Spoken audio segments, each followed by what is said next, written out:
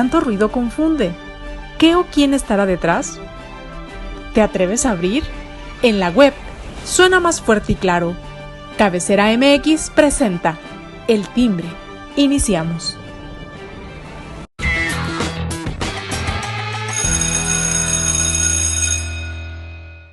¿Qué tal, amigos? Muy buen día, buen miércoles, me da mucho gusto saludarlos. Ya estamos aquí en El Timbre como cada miércoles con toda la información y todo lo que ha acontecido, pues la mayoría, sobre todo los temas más relevantes que hay que tocar en este día del Timbre. Y saludo con mucho gusto a mis compañeros que en este día están con nosotros. Zulia Palacios, ¿cómo estás?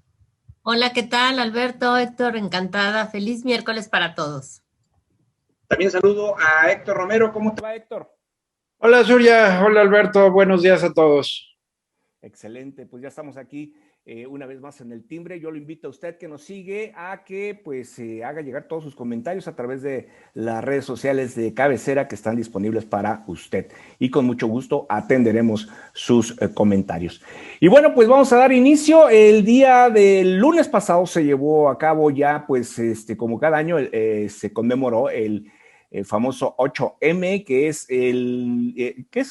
lo simbólico con respecto al Día Internacional de la Mujer. Y bueno, pues no fue la excepción de lo que se esperaba. Movilizaciones en gran parte del país, sobre todo en las ciudades más importantes, en la Ciudad de México, Guadalajara y bueno, pues las más relevantes, en donde pues se hicieron sentir las mujeres de la forma que se esperaba, ¿no? Incluso hasta el gobierno pues puso barricadas alrededor de todo lo que fue la Palacio de Gobierno, y bueno, pues esto generó una serie de pues inconformidades, protestas, reclamos, y bueno, pues parece que se protegió por demás, ¿no? El Palacio de Gobierno, ¿no, Surya? Sí, yo creo que fue exagerado el hecho de que se pusiera frente al Zócalo capitalino, rodeando el Palacio Nacional, donde despacha y vive el presidente López Obrador, un muro, vallas de metal protegiendo el inmueble. De hecho, la justificación dicho por el mismo presidente era para cuidar la cantera y la antigüedad en general, infraestructura de este edificio tan antiguo. De todos modos, no sirvió de mucho el lunes en la marcha y los incidentes violentos que se dieron en esta. Cuando se llegó al Zócalo, varios grupos de mujeres pues lograron retirar 3, 4 de estas barreras de metal. Hubo un enfrentamiento ahí muy directo con quienes estaban del otro lado de esa valla metálica, y que incluyó también el que algunas mujeres les rociaran una sustancia inflamable y les prendieran fuego. Al final de cuentas, lo que muestra, yo creo que del lado de las autoridades y específicamente del gobierno federal y del presidente Andrés Manuel López Obrador, es de que al final de cuentas no han entendido de qué se trata el feminismo y por ende las protestas, porque son distintas, igual que como los feminismos son distintos, también hay diferentes tipos de protestas que confluyeron el lunes en el 8 de marzo. Y del otro lado, creo que también, pues de entrada ponen en riesgo en estos hechos violentos, ponen en riesgo a sí mismos quienes los llevan a cabo, se pueden quemar, salen golpeados, etcétera.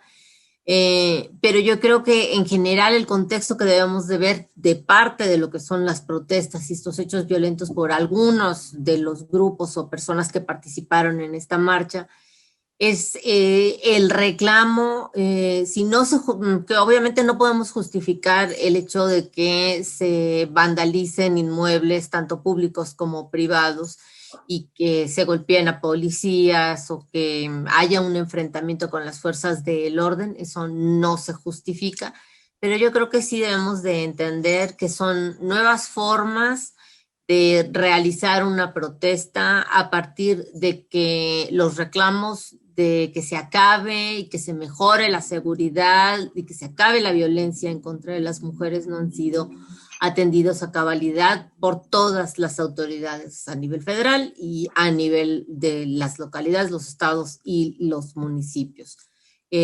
Las feministas más radicales ahora argumentan, y yo creo que en ese aspecto sí tienen razón, es de que en realidad a las autoridades les preocupan más los inmuebles en vez de las vidas de las mujeres.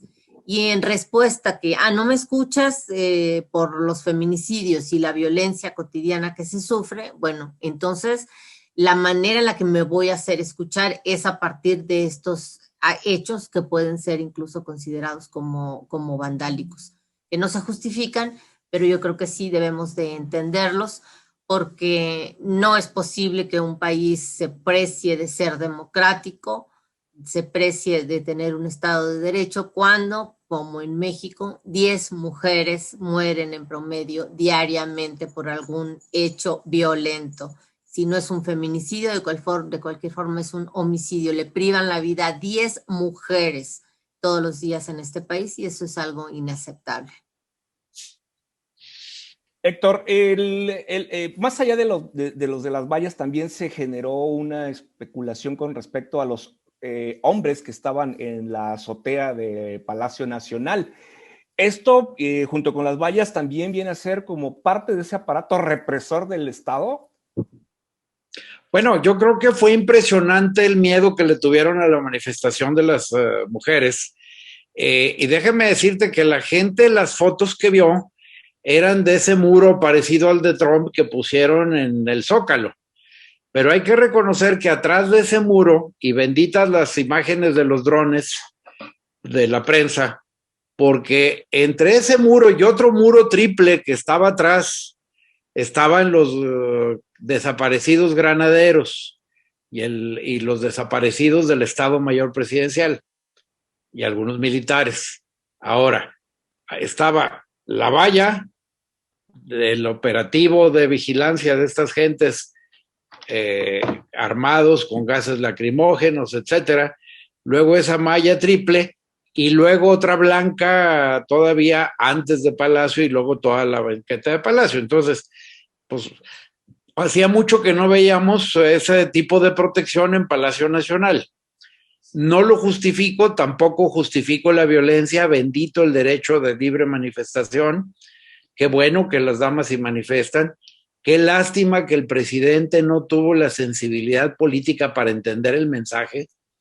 Esta manifestación no hubiera sido tan violenta ni hubiera habido tanto reclamo si el presidente días antes hubiera entendido lo que querían decir las mujeres, sobre todo en el caso de Guerrero, que fue la gota que derramó el vaso. Entonces, el tema de Guerrero viene a acelerar y todavía hacen una simulación espantosa donde dicen que van a revaluar, que una encuesta, que esto y que el otro, cuando las mujeres de Guerrero tienen una serie de denuncias, ya incluso el gobernador operó para que no se ejecutara una orden de aprehensión en contra del candidato de Morena a la gobernatura. Entonces yo creo que eso es grave y nada más fue acelerar a la gente. Ahora, ¿tú te imaginas estar en una manifestación cuando volteas hacia arriba de los palacios y ves gente que está apuntándote? Tú no vas a saber si es un aparato antidrones, o sea, estás a una distancia considerable. ¿Qué altitud tienen los palacios? Tanto el federal como el de gobierno de la Ciudad de México, donde había gente con estos artefactos, y tú ves que con una mira telescópica le están apuntando a la gente, pues claro que entras en terror, eso es lógico. Ahora ya todos los defensores del presidente ya son unos genios, ya han venido a explicar que no, que eran para cuidar a que no subieran drones. Pues tan subieron drones que están el montón de fotos y que entonces no los activaron, no los usaron, no nos sirvieron, o por qué gastan tanto en equipamiento de esta naturaleza y no hay vacunas para los niños con cáncer. Todavía no tenemos vacunas, todavía ni siquiera acaban de vacunar a los de la primera línea del sector médico, ¿verdad? Entonces, yo creo que no se vale. Si van a cuidar que no vuelen drones, tienen toda la razón. Tú no puedes volar un dron, hay reglas específicas, y no puedes volar un dron sobre Palacio Nacional. Pero claro que puedes volar el dron con ciertas limitaciones en cuanto al equipo, el peso, etcétera, en el Zócalo de la Ciudad de México, y más cuando estás haciendo una labor de prensa. Entonces, para mí fue una exageración. Lástima que haya habido violencia, hubiera sido una manifestación hermosa. Eso de que las damas hubieran convertido ese muro en un muro para externar su sentimiento, para poner el nombre de las personas fallecidas, fue hermoso. Y esto tiene que trascender de fronteras. Y el trato que les dio el presidente de la República también tiene que trascender más allá de las fronteras. Sin embargo, bueno, pues el discurso del presidente, él sigue manteniéndose como que es un presidente feminista, ¿no, Surya? Bueno, formalmente él no dice que es feminista. Él dice que él es humanista y que respeta a las mujeres. Él no se asume como feminista, no podría hacerlo porque no entiende de qué se tratan los feminismos. No solo por su generación, por la edad que tiene, eso no tiene absolutamente nada que ver. El tema es de que el presidente es un hombre machista que reproduce los roles de género tradicionales entre lo que debe de hacer la mujer o lo que presuntamente debemos hacer las mujeres en el hogar. Recordemos que desde el principio, por ejemplo, al inicio del sexenio, él decía que cuando hubo las protestas, cuando cancelaron las guarderías infantiles, él propuso que los abuelitos, las abuelitas, las tías, las hermanas, siempre se refería a las mujeres, fueran las que cuidaran a los niños, ¿no? Que la mamá los encargara a los menores con alguna hermana, etcétera.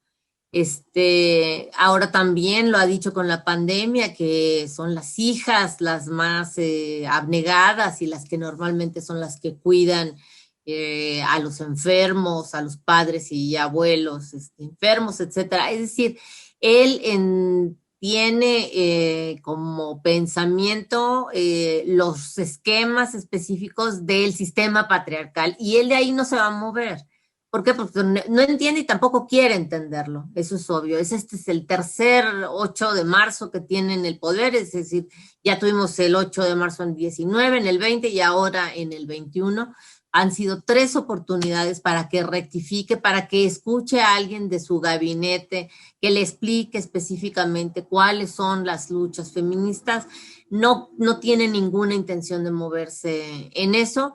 Y él mismo lo afirma, ¿no? Él es humanista, no es un feminista, y justo por eso, porque independientemente de que sea o no humanista, él también se dice de izquierda, cuando en realidad no es de izquierda. Él es un conservador que aplica muchas políticas que él critica, que son neoliberales, o sea, critica el término neoliberal, cuando en realidad está aplicando muchas políticas neoliberales. Independientemente de sus distorsiones ideológicas y de, digamos que ya en términos académicos de lo que sería la definición de lo que realmente es el presidente, no tiene ningún tipo de sensibilidad hacia las causas de las mujeres.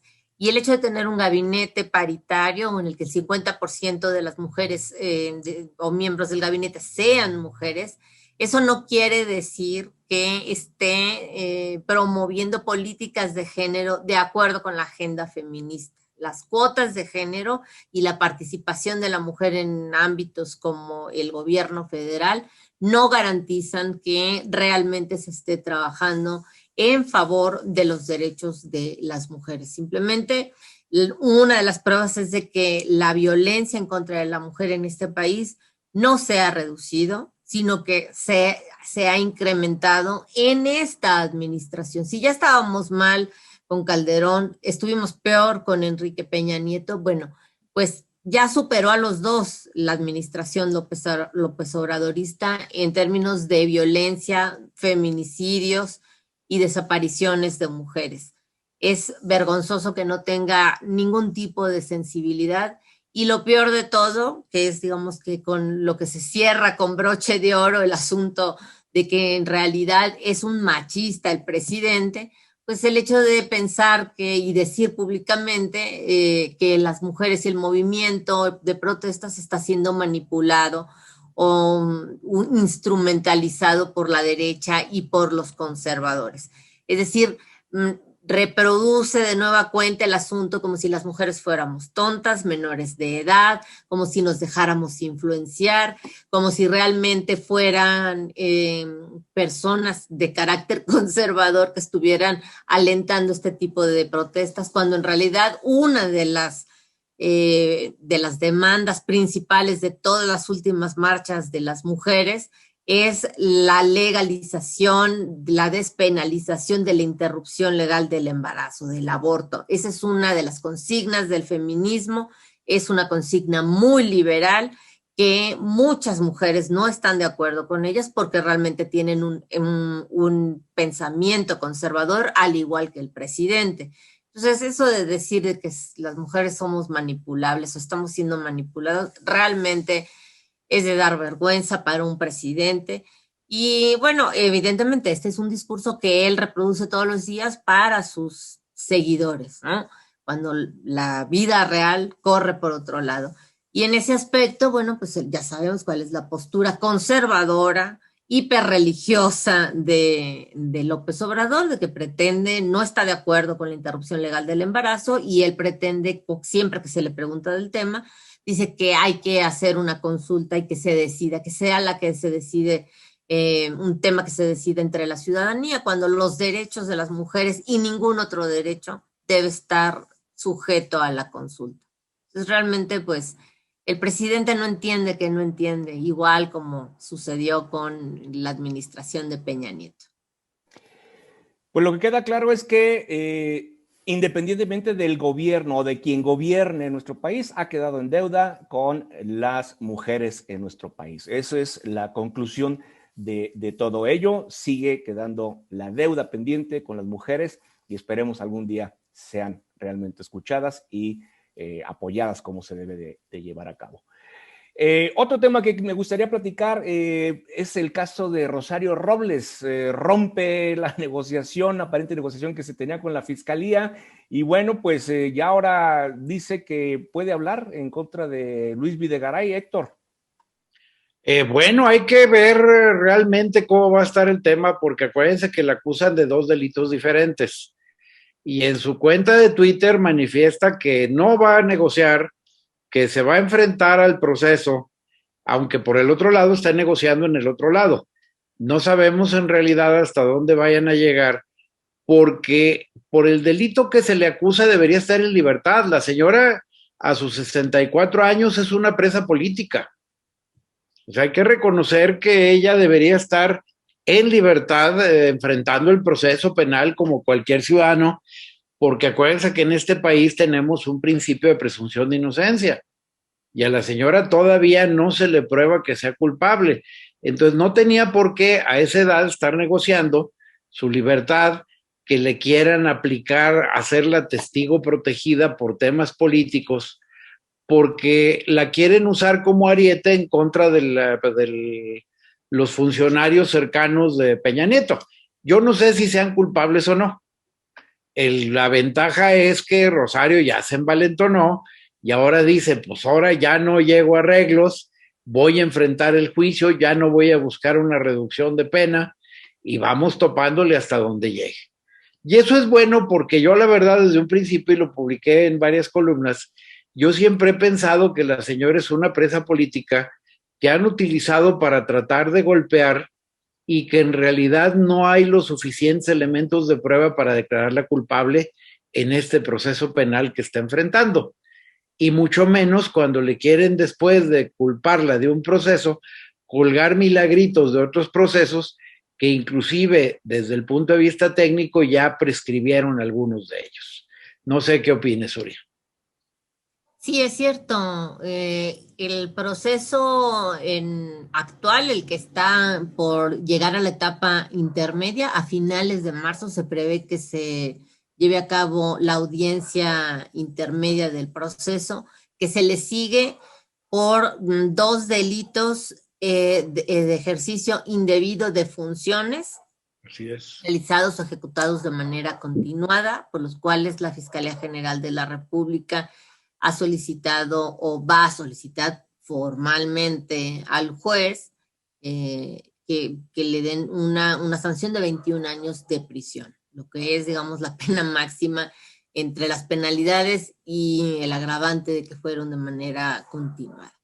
En este aspecto, no pudieron la defensa, los abogados defensores de Rosario Robles no pudieron llegar a ningún acuerdo con la fiscalía por la simple y sencilla razón de que ellos dicen que se afectó el erario público por su ejercicio indebido o presunto ejercicio indebido, cosa que se debe de probar, que se afectó el erario público por alrededor de 5,000 millones de pesos y que para llegar a un acuerdo a fin de que pudiera tener, un procedimiento abreviado, pues tenía que resarcir el daño, cosa que, de acuerdo con la defensa, esto no procede por el tipo de delito, que es un delito no grave y es un delito en el cual no se repara el daño de esa manera como lo solicitaba el Ministerio Público Federal. Y a pesar de que el juez de la causa interrumpió y dejó en suspenso hace unos 15 días la audiencia intermedia para obligar a la Fiscalía para que se sentara a negociar y escuchara las propuestas de la defensa de Rosario Robles,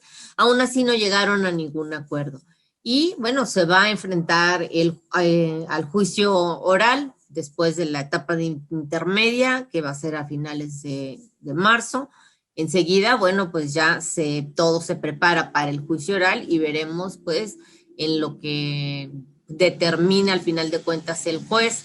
Evidentemente es el juez, el que emite las sentencias. Así es de que, bueno, tiene la posibilidad de que le den una pena que no sea mayor a 7 años, por ejemplo, o que tenga el límite que sea la pena mínima, 7 años por ese delito, o que realmente se pruebe el ilícito que le imputa la Fiscalía General de la República y entonces sí, quizá pues, cabe también la posibilidad, como todo en todo proceso, de que lo pierda y de que se le imponga una sanción de privación de la libertad muy alta, como podría ser los 21 años que pide el Ministerio Público. Y como dice Héctor, por el otro lado, presuntamente, de acuerdo con la defensa, sí está negociando o intentan llegar a un acuerdo con la Fiscalía en el tema de la delincuencia organizada, porque la Fiscalía también le está imputando este delito. No hay todavía detalles específicamente cuáles serían los elementos para que se le acuse de este ilícito, pero existe una orden de aprehensión en contra de Rosario Robles por delincuencia organizada y ahí sí, dado que las penalidades o las sanciones son mucho más altas, pues su defensa está concentrada en tratar de que se le aplique un criterio de oportunidad, al igual que se está negociando con Emilio Lozoya, el exdirector de Pemex, a fin de que colabore como un testigo Rosario Robles y por ese ilícito se desista de la acción penal la Fiscalía General de la República. Un proceso muy, muy complicado y yo coincido con Héctor.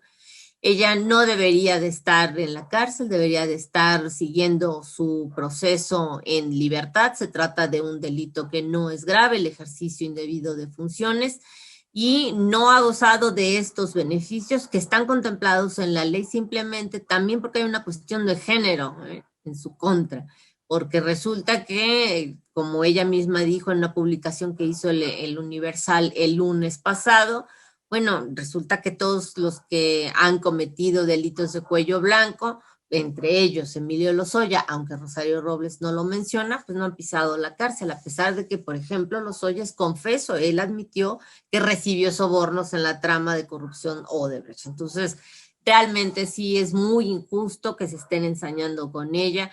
Está además en prisión preventiva de manera ilegal por el hecho de que el Ministerio Público presentó una licencia de conducir apócrifa para tratar de demostrar presuntamente que podía evadirse de la justicia al no demostrar un domicilio fijo.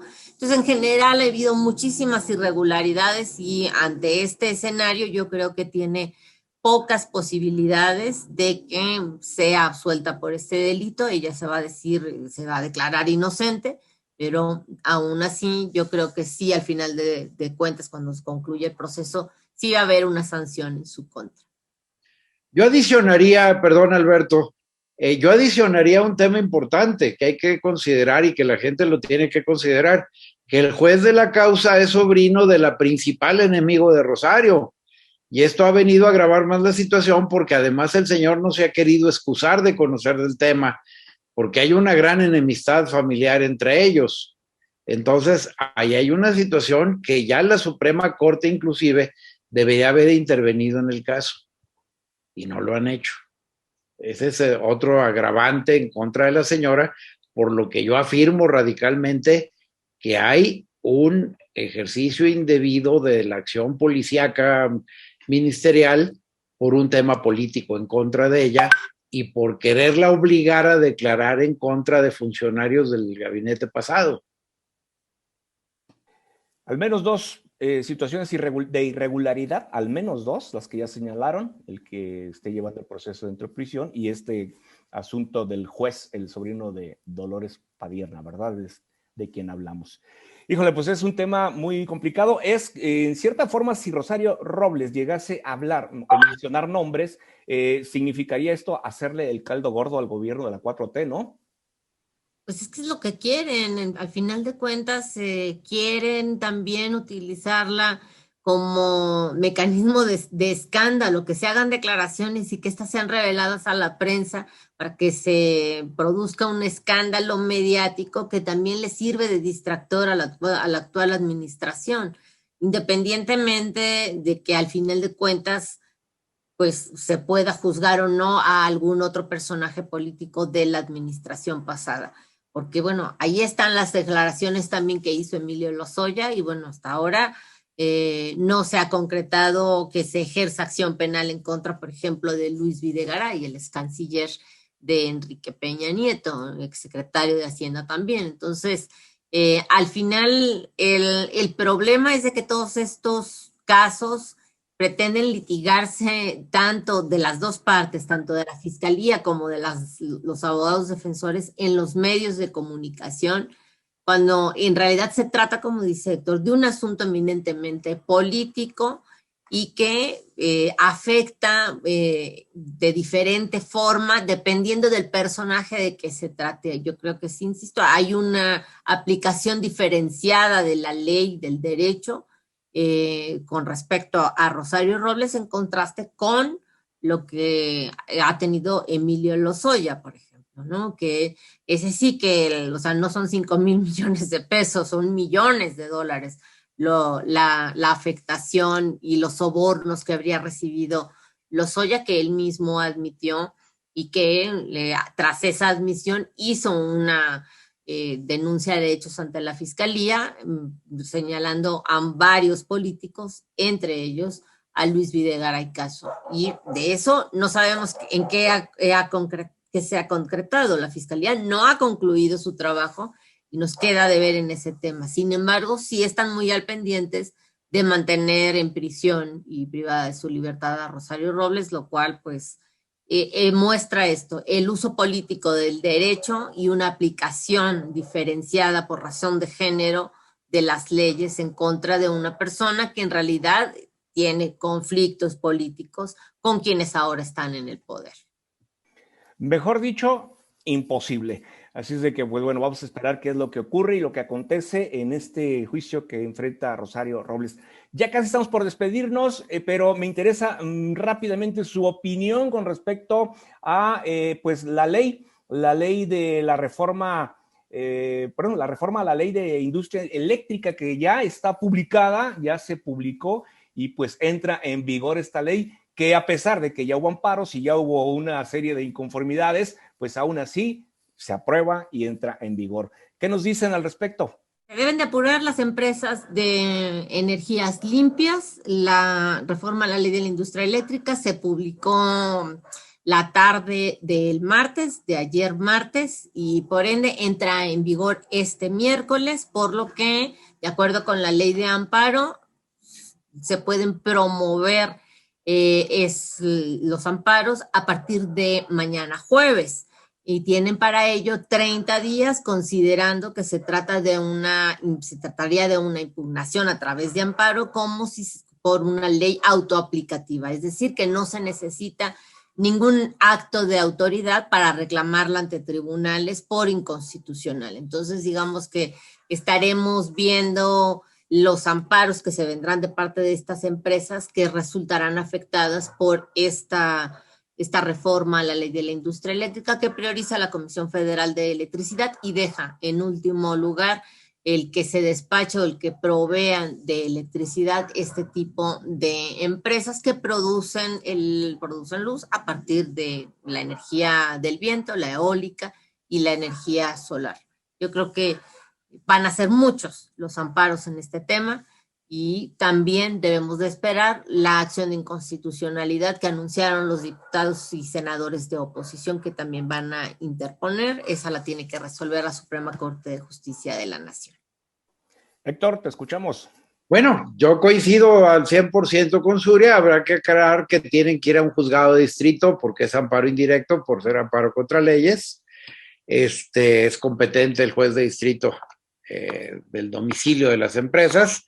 Los van a acumular, la historia ya la sabemos, los van a acumular todos, van a sacar un decreto que dice que los jueces de distrito de los rumbos diferentes para evitar que se les salgan del carril, no los pueden dictaminar. Sin embargo, las suspensiones provisionales y definitivas estoy segurísimo que las van a conceder. Entonces, esta ley va a estar de adorno un buen rato, no va a poder entrar en vigor. Ya en días pasados la termoeléctrica de Manzanillo ya estaba quemando, ya dejó de quemar gas, ya estaba quemando combustóleo, a pesar de que ahí junto tiene 2 tanques de gas que no vienen de Houston, esos son alimentados por barco y vienen de otras latitudes. Entonces, ya les urge echar a perder el país.